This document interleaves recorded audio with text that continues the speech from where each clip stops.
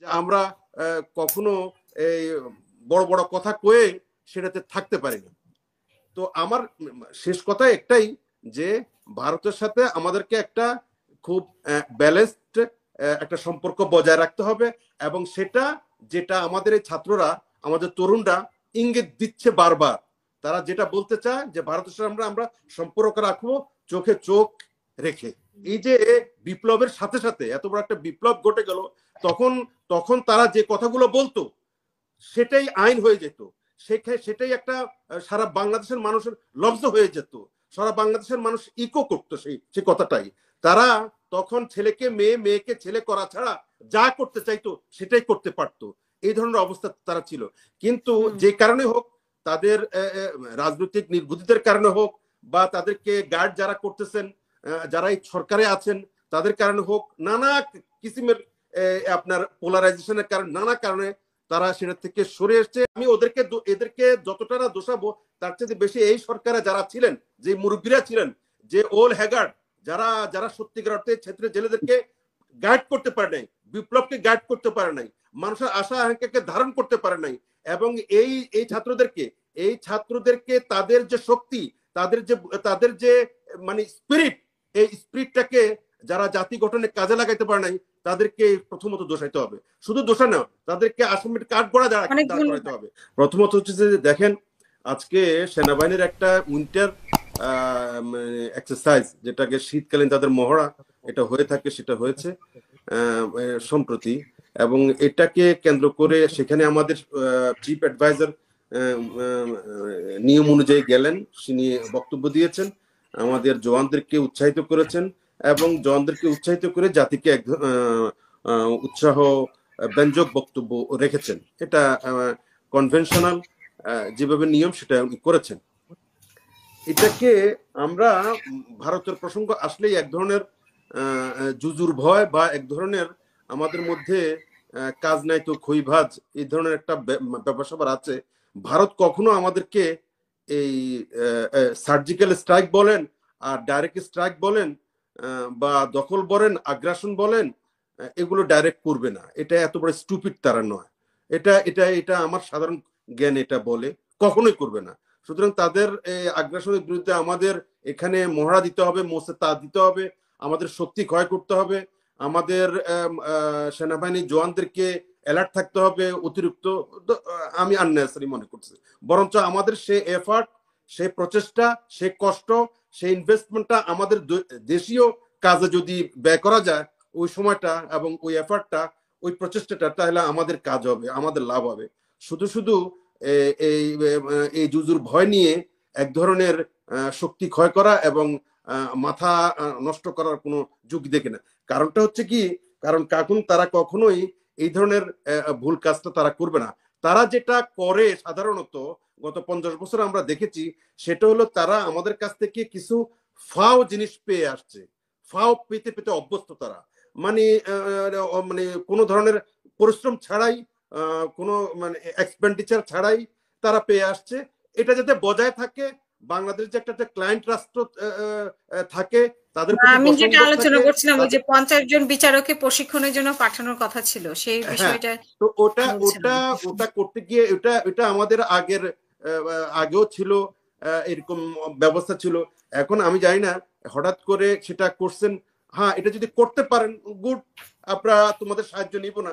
আমার কাছে মনে হয়েছে কি জানেন, আমার কাছে করোনার সময় না, এই যে বার্মার থেকে যখন 10 লক্ষ রোহিঙ্গা আমার দেশে তারা পাঠাই দিল, দেখলাম তার পরক্ষণে চাউলের জন্য বার্মাতে আমাদের ডেলিগেট গেছেন চাউল কিনতে।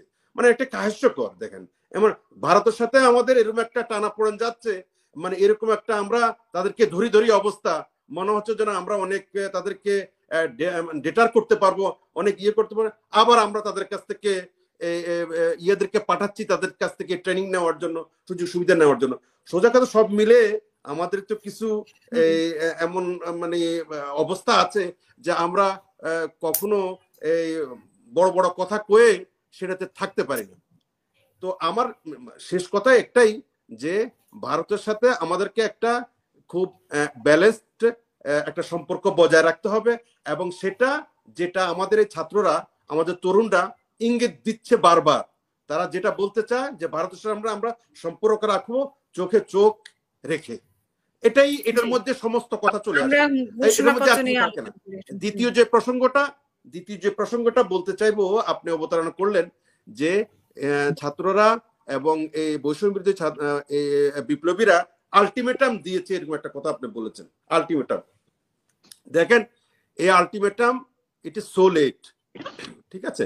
এই ছাত্রদের, এই বৈষম্য বিরোধী ছাত্র আন্দোলন বিপ্লবীদের, আমার মনে হয় এটা আমি জোর গলায় বলতে পারবো, সবচেয়ে বেশি ভোকাল, সবচেয়ে বেশি বলবো না, আমি অনেক বেশি ভোকাল ছিলাম এবং অনেক বেশি আশাবাদী ছিলাম এবং আছি, এখনো আছি, এবং অনেক বেশি উচ্ছ্বসিত। আমি আমার গল্পে যেখানে সেখানে খুব, হ্যাঁ, জাতীয় পার্টি কি রাস্তায় ছিল, মানে ভোকাল ছিলেন বলতে সেটা আপনি তো আমরা আমি খুবই ছিলাম এখন, কিন্তু তাদের যে তারা সো লেট, একটা কথা আছে যে অসময় ভেবে করে ব্যাক করলে, একটা কথা আছে। এই যে বিপ্লবের সাথে সাথে এত বড় একটা বিপ্লব ঘটে গেল, তখন তারা যে কথাগুলো বলতো সেটাই আইন হয়ে যেত, সেটাই একটা সারা বাংলাদেশের মানুষের লব্ধ হয়ে যেত, সারা বাংলাদেশের মানুষ ইকো করতো সেই কথাটাই। তারা তখন ছেলেকে মেয়ে, মেয়েকে ছেলে করা ছাড়া যা করতে চাইতো সেটাই করতে পারতো, এই ধরনের অবস্থা তারা ছিল। কিন্তু যে কারণে হোক, তাদের রাজনৈতিক নির্বুদ্ধিতার কারণে হোক, বা তাদেরকে গার্ড যারা করতেছেন, যারা এই সরকারে আছেন তাদের কারণে হোক, নানা কিসিমের আপনার পোলারাইজেশনের কারণে, নানা কারণে তারা সেটা থেকে সরে এসছে। এবং আমি কিন্তু এই জন্য একটু ইন্টারফেয়ার করছি, যে আমি কিন্তু এই জন্য বলছিলাম যে আন্দোলনের সমন্বয়ক এবং 5ই আগস্ট পরবর্তী সমন্বয় কিন্তু দৃষ্টি আলাদা হয়ে গেছে, যে আমাদের যে বিপ্লবের অংশীদারিত্ব, সেই অংশীদারিত্ব ছাত্র জনতার হাতে নেই, এবং যে কোনো সিদ্ধান্ত সমন্বয়কের মাধ্যমে বা তাদের সিদ্ধান্তে হয় না। আচ্ছা, এটা স্পষ্ট করা জরুরি। আচ্ছা, রাইট। যেটা বলছিলাম যে ওই সময়টাতে ছাত্ররা যখন বলতো যে বুকের মধ্যে অনেক জ্বালা, বুক পেতেছি গুলি চালা, এটা সারা বাংলাদেশের মানুষ তখন বুক পেতে দিত গুলি চালানোর জন্য। ঠিক সেই অবস্থা এখন আর নাই। কেন নাই? এটা একটা খুব আতঙ্কের বিষয়, চিন্তার বিষয়। এই এত বড় একটা বিপ্লবের, তাহলে কি এই বিপ্লবটা কি বাই চান্স হয়ে গেল? এই ধরনের একটা কথা চলে আসছে, বাই চান্স বিপ্লবটা হয়ে গেল।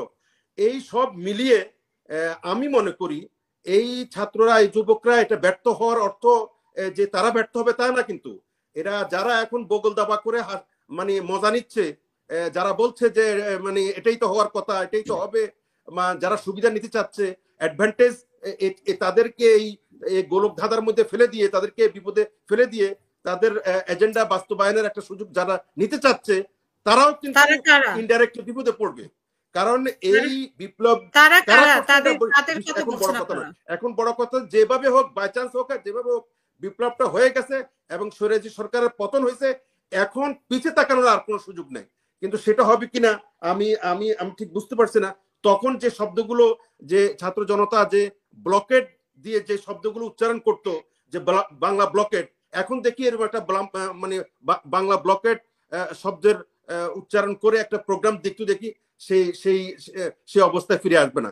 সুতরাং আমি যেটা বলতে চাই, আপনি বললেন যে আলটিমেটাম তারা দিয়েছে, এই আলটিমেটাম এটা একটা অনেকটা এখন ফাঁকা বুড়ির মতো হয়ে যাবে বলে মনে হচ্ছে। এই বিপ্লবের সুযোগ কারা নিতে চাই বলে আপনি মনে করেন? আপনি উল্লেখ করছেন বারবার, বাট নাম বলছেন না। ছাত্ররা না বিএনপি? হ্যাঁ, আবার বলেন, কারা এই সুযোগ নিতে চায়? আপনি যে বারবার বলছিলেন। না সুযোগ তো নিবেই, খুবই স্বাভাবিক। না সুযোগ তো নিবেই, কারণ ছাত্ররা, ছাত্রদেরকে মিন করছেন না বিএনপি? যারা সুযোগ নিবে তারা তো বসে থাকবে না।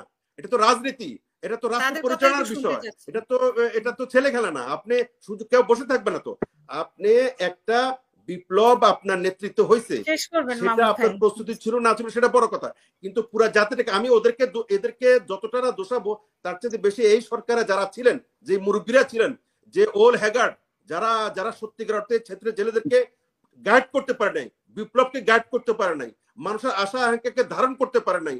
এবং এই ছাত্রদেরকে তাদের যে শক্তি, তাদের যে মানে স্পিরিট, এই স্পিরিটটাকে যারা জাতি গঠনে কাজে লাগাইতে পারে নাই, তাদেরকে প্রথমত দোষাইতে হবে। শুধু দোষা না, তাদেরকে আসামির কাঠ গড়া দাঁড় করাইতে হবে।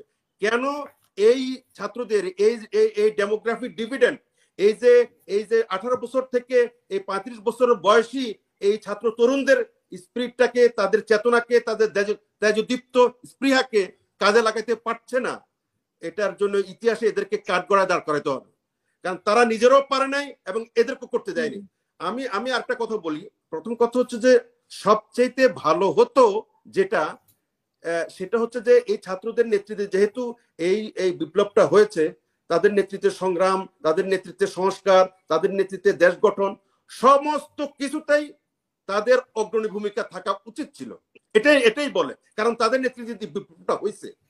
এখন সেটা যেই কারণে ভূমিকা নাই কোথায় আপনি দেখতে পাচ্ছেন? ভূমিকা নাই কোথায় দেখতে পাচ্ছেন? ওরা তো 3 জন উপদেষ্টা হয়েছে, তাদের কথা তো যথেষ্ট গুরুত্ব আছে। তো ভূমিকা নাই সেটা কেন 3 জন? আপনি 160 জন উপদেষ্টা, তাহলে কি 160 জন 15 সমন্বয়ক জনকে ছিল, দিয়ে দিবে না হোয়াই নট 158 160 জনকে জন? দিয়ে নো, দিবে? এটা কোনো ইয়ে না।